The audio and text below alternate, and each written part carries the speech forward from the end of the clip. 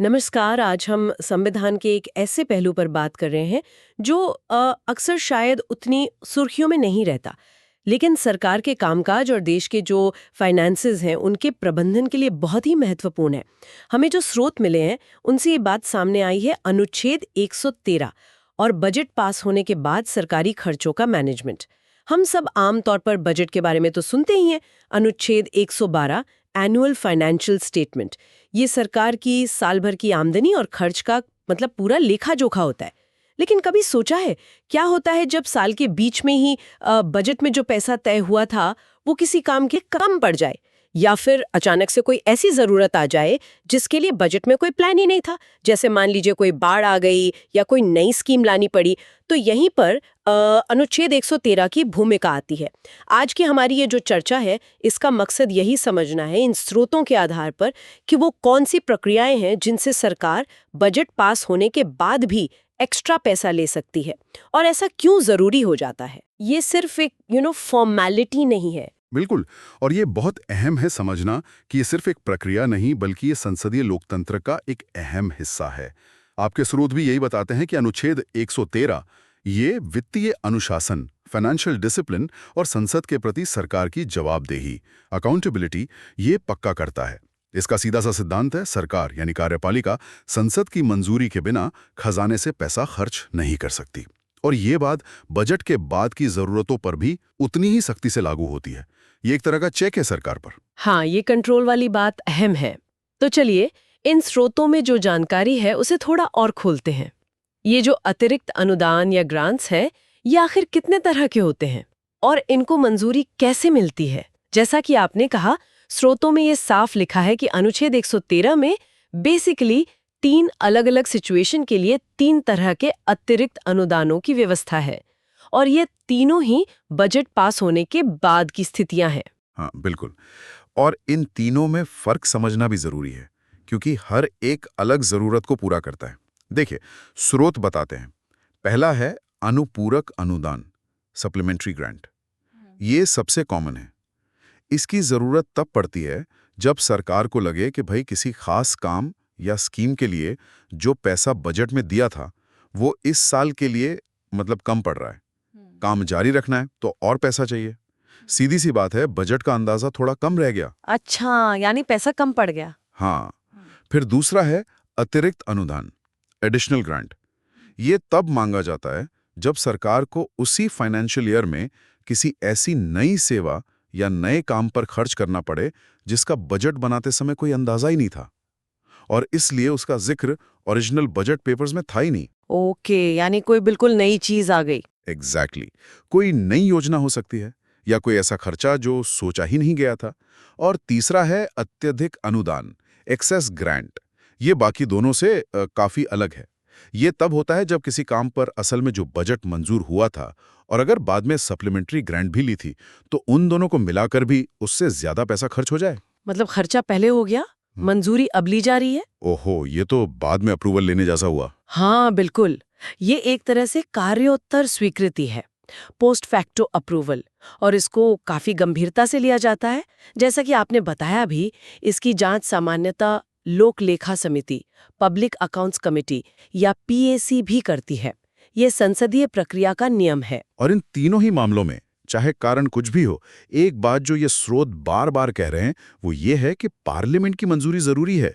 ऐसा नहीं कि सरकार ने कह दिया जरूरत है और पैसा निकाल लिया। निश्चित रूप से यही तो संसदीय प्रणाली की आत्मा है। जैसे नो टैक्सेशन विदाउट रिप्रेजेंटेशन, वैसे ही no expenditure without parliamentary approval. प्रक्रिया यह है कि सरकार इन ग्रांट्स की डिमांड्स का एक स्टेटमेंट तैयार करती है। फिर प्रेसिडेंट की सिफारिश पर इन डिमांड्स को संसद के दोनों सदनों, लोकसभा और राज्यसभा के सामने रखा जाता है। लेकिन जैसा कि मनी बिल्स के मामले में होता है, इन डिमांड्स पर वोट करने का अधिकार सिर्फ और सिर्फ लोकसभा को है। अच्छा, राज्यसभा सिर्फ चर्चा कर सकती है। हाँ, राज्यसभा बहस कर सकती है, अपने सुझाव दे सकती है, लेकिन वोटिंग का अधिकार नहीं है। लोकसभा की मंजूरी मिल गई तभी सरकार को वो अतिरिक्त पैसा खर्च करने का कानूनी अधिकार मिलता है। ये पूरी प्रक्रिया मतलब ये पक्का करती है कि जनता का पैसा संसद की नजर में ही खर्च हो।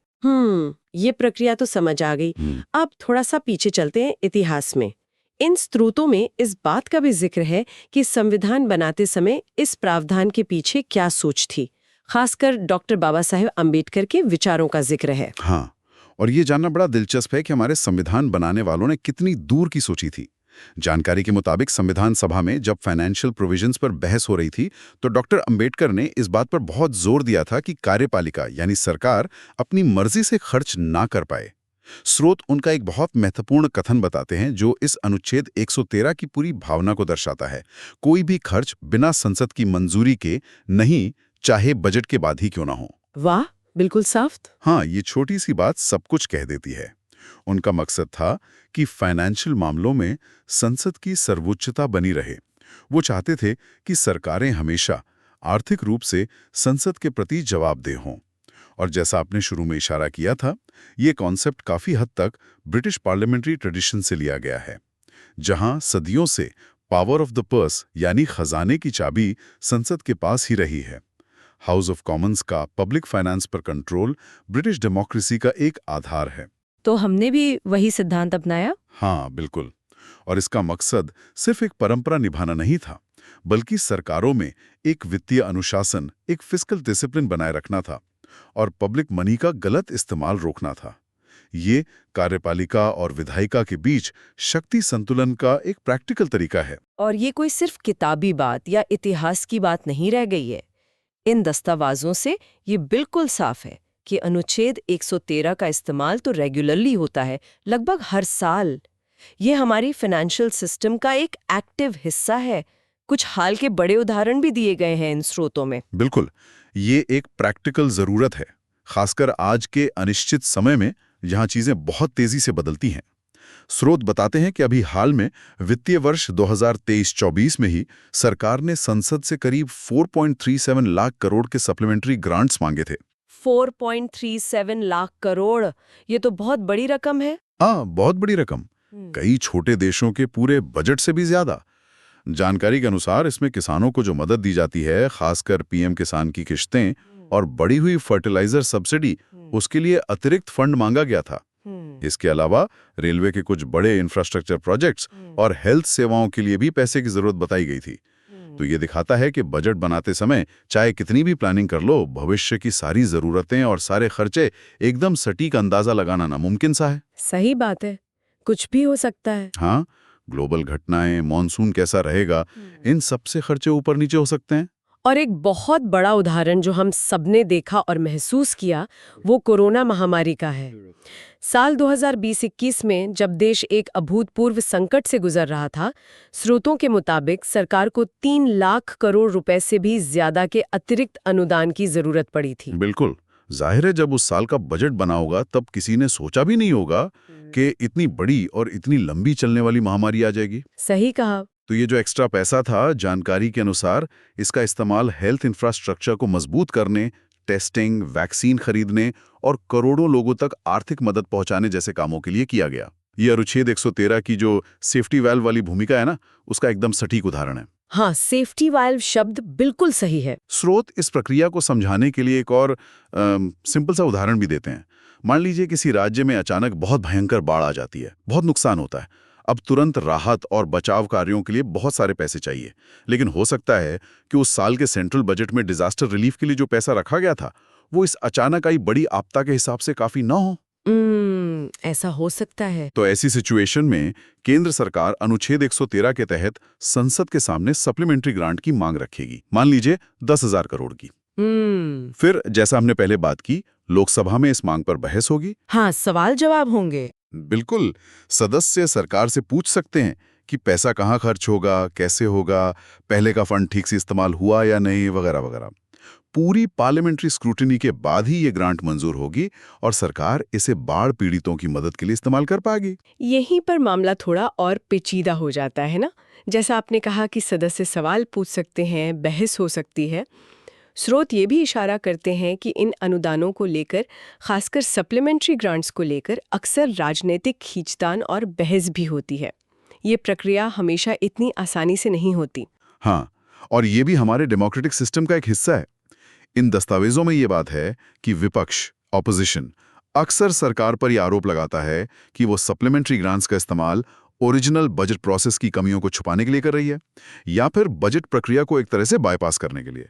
अच्छा, बाईपास कैसे? उनका तर्क ये होता है कि अगर सरकार बार बार और बहुत बड़ी बड़ी रकम सप्लीमेंट्री ग्रांट में मांग रही है, तो इसका मतलब या तो शुरुआती बजट ठीक से नहीं बना था, अंदाजे गलत थे, या फिर सरकार फाइनेंशियल डिसिप्लिन का पालन नहीं कर रही है। कभी कभी ये भी कहा जाता है कि सरकार जानबूझकर कुछ योजनाओं के लिए बजट में कम पैसा दिखाती है ताकि फिस्कल डेफिसिट का आंकड़ा शुरू में ठीक लगे, और फिर बाद में संसद से आराम से सप्लीमेंट्री ग्रांट ले लेती है। ये एक दृष्टिकोण है। हाँ, दूसरी तरफ सरकार आमतौर पर इन आरोपों को नकारती है।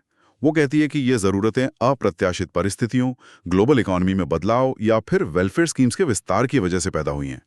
देखिए, यहाँ हमारा मकसद किसी का पक्ष लेना नहीं है, बल्कि स्रोतों में जो अलग अलग व्यू पॉइंट्स दिए गए हैं उन्हें सामने रखना है। सही बात है, हमें सिर्फ रिपोर्ट करना है। बिल्कुल।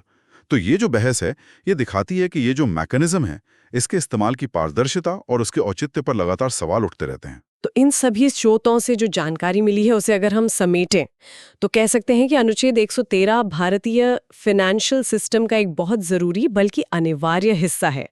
ये एक तरह का फाइनेंशियल सेफ्टी नेट या सुरक्षा वाल्व है। बिल्कुल सही कहा आपने। और स्रोत इसे एक ऐसा संवैधानिक टूल बताते हैं जो सरकार को फ्लेक्सिबिलिटी देता है ताकि वो अप्रत्याशित जरूरतें या बजट के अनुमान में कमी को पूरा कर सकें, लेकिन साथ ही ये भी पक्का करता है कि ये सब कुछ पार्लियामेंट की निगरानी और उसकी मंजूरी के दायरे में ही हो।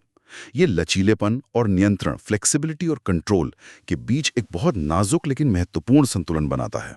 ये संतुलन जरूरी है। हाँ, अगर ये लचीलापन न हो तो सरकारें अचानक आई आपदाओं या आर्थिक संकटों का ठीक से सामना नहीं कर पाएंगी, और अगर संसदीय नियंत्रण न हो तो वित्तीय अराजकता मतलब फाइनेंशियल केओस फैलने का डर रहेगा। तो कुल मिलाकर जो सबसे अहम बात इन स्रोतों से निकल कर आती है वो ये है कि संसद जो बजट पास करती है किसी साल के लिए, वो पत्थर की लकीर नहीं होता।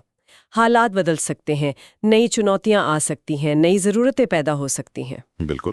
लेकिन लोकतंत्र का तकाजा ये है कि बजट के बाद अगर कोई भी एक्स्ट्रा खर्चा करना है तो कार्यपालिका को वापस विधायिका के पास जाना ही होगा और उसकी सहमति लेनी होगी। यही अनुच्छेद 113 का निचोड़ है, उसका सार है, जैसा कि हमें इन स्रोतों से पता चलता है। आज हमने इन दस्तावेजों और जानकारियों के जरिए संविधान के अनुच्छेद 113 को समझने की कोशिश की।